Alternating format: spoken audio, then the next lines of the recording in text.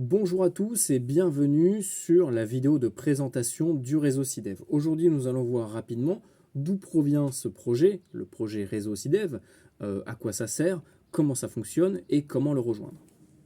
Donc le projet réseau SIDEV, c'est un projet qui a été lancé il y a quelques années par le groupe Fréquence Citoyenne Française. Mais on a voulu vraiment le différencier du groupe, puisque les gens ont tendance à tout amalgamer. Donc le SIDEV, c'est un réseau de communication radio essentiellement basé sur Internet, enfin via Internet, et FCF, c'est un regroupement de citoyens qui mettent en place des projets autour des communications radio, du secourisme, de la sensibilisation sur, par exemple, les réglementations, les procédures radio à respecter, les fréquences.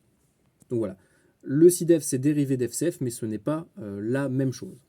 Alors, SIDEV, qu'est-ce que ça veut dire? Ça veut dire sécurité, information, détresse, veille. Alors, ça peut peut-être faire peur dit comme ça. Sécurité, détresse, non, ce n'est pas un réseau pour lancer des appels de détresse. Ce n'est pas non plus un réseau sur lequel il va y avoir des agents de sécurité. L'idée, c'était juste que dans le nom du réseau, on puisse préciser, spécifier les thématiques sur lesquelles nous portons un intérêt plus important que sur les réseaux, on va dire, un peu plus traditionnels de communication radio, bande libre, etc. Donc, à quoi sert ce réseau?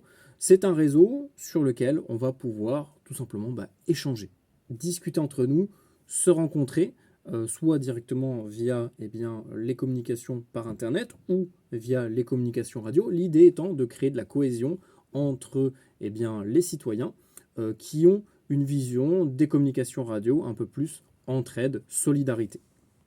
Donc sur le réseau, on va pouvoir discuter de notre matériel, de notre bricolage, des antennes. On va pouvoir éventuellement poser des questions, trouver des gens qui peuvent nous aider, nous renseigner sur certaines choses. Donc pour les gens qui veulent découvrir la radio, qui ont des questions sur le matériel, sur les réglementations, etc., le réseau est fait pour ça.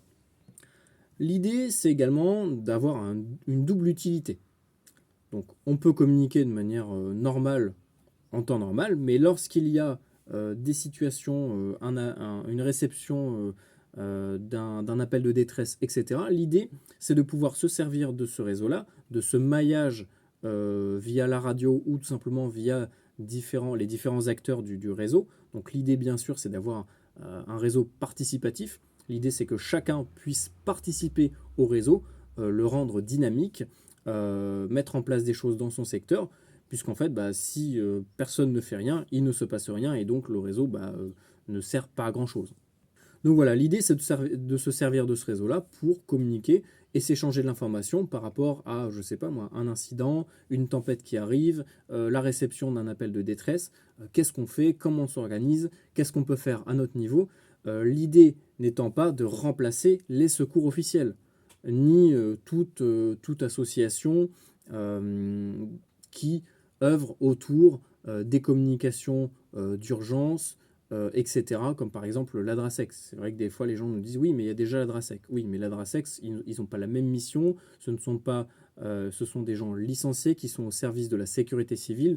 Nous sommes des citoyens. Et l'idée, c'est aussi de sensibiliser les gens en leur expliquant comment dire, l'impact qu'ils peuvent avoir dans la vie de tous les jours au niveau de la sécurité des autres citoyens.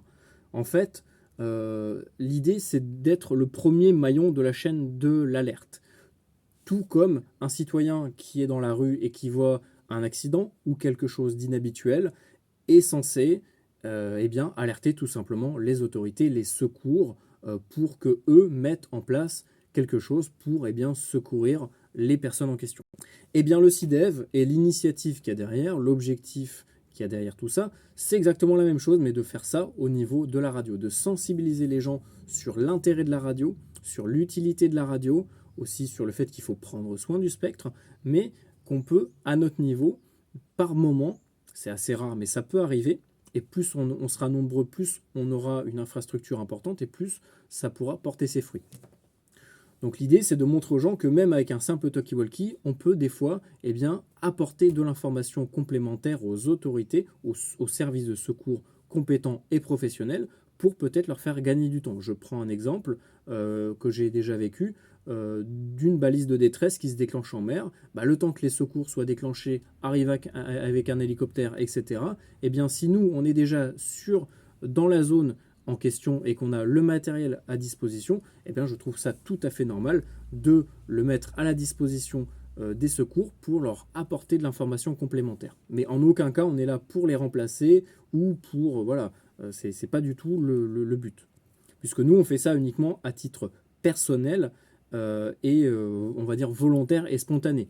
En aucun cas je vous dirais de le faire. C'est vous qui décidez de vos actions et c'est vous qui en serez les responsables. Donc le but du CIDEF, c'est juste d'apporter, on va dire, un support technique au niveau des communications pour faciliter ce travail-là. Donc comment ça fonctionne?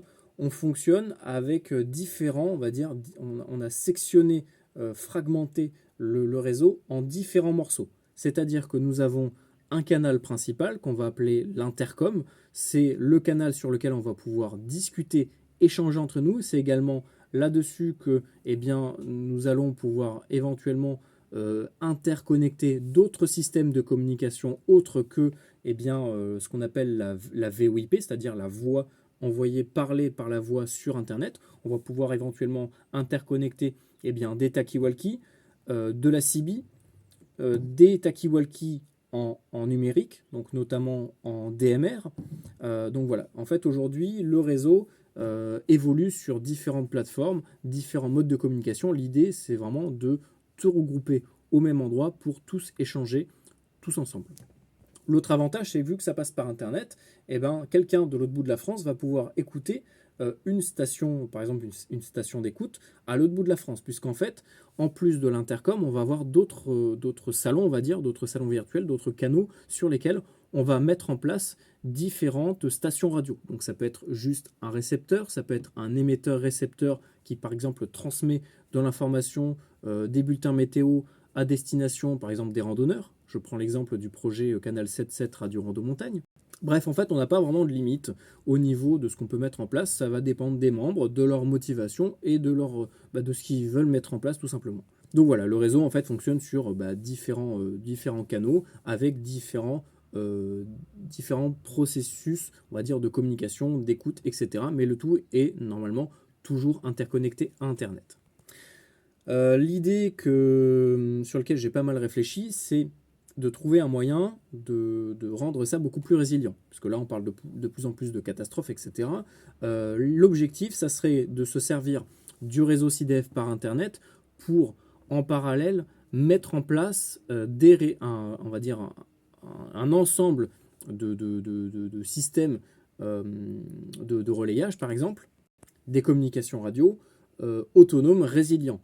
C'est-à-dire que même si le réseau Internet tombe, il puisse y avoir toujours un moyen de communiquer sans Internet, donc avec un système de batterie, panneaux solaires. Je vais vous montrer moi mon installation que j'ai fait. Donc en fait j'ai un petit relais qui passe par le PMR 446, mais si jamais Internet coupe, j'ai toujours un relais qui passe par exemple par la CB qui fonctionnera, vu que c'est sur batterie et panneaux solaires. Donc ça permet en situation de catastrophe de pouvoir continuer à communiquer efficacement sur les mêmes fréquences avec les mêmes modes.